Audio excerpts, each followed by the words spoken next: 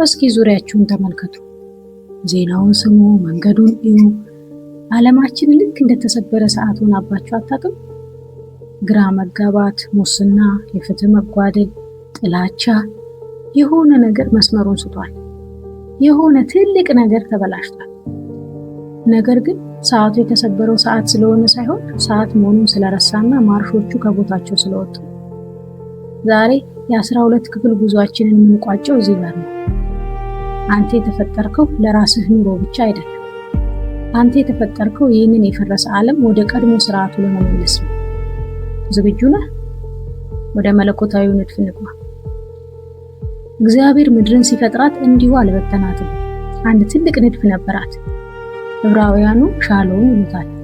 ሻሎም ማለት ሰላም ብቻ አይደለም፣ ፍጹም ስርዓትና መለኮታዊ ቅንጅት ማለት ነው። እያንዳንዱ ፍጥረት የራሱ ቦታ ነበረው። አንበሳው፣ ወንዙ፣ ነፋሱ እና አንተ። ሰማይና ምድር የሚናበቡበት ዜማ ነበረ። ዓላማህ የሚጀምረው ይህን መለኮታዊ ንድፍ ስትረዳ ነው። አንተ የዚህ ግዙፍ ማሽን አንድ ወሳኝ ማርሽ ነህ። ታዲያ ምን ተበላሸ? ሰው የራሴን ዜማ እጫወታለሁ ብሎ ከመለኮታዊ መስመር ወጣ። መስመር መሳሳት ተፈጠረ።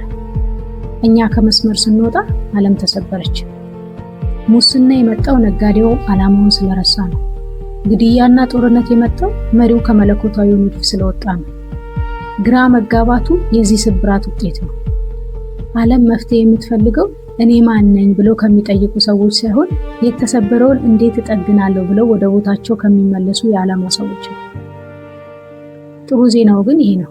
እግዚአብሔር ጠግኑ ብሎ ሲልክ ባዶ እጅ አይደለም።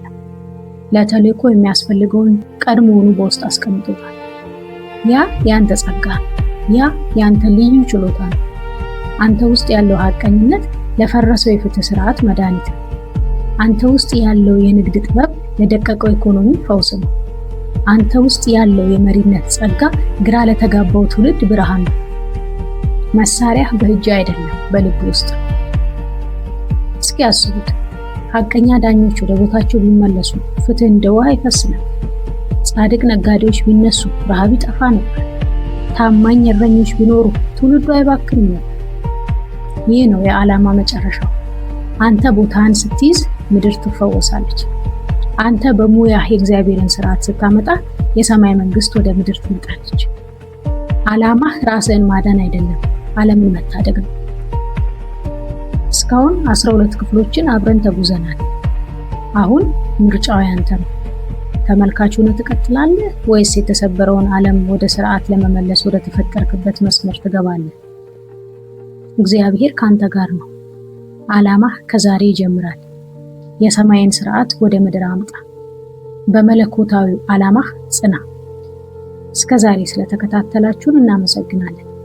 ሰብስክራይብ በማድረግና ለሌሎች በማካፈል የዚህ ትልቅ ለውጥ አካል ሁኑ። ተባረኩ።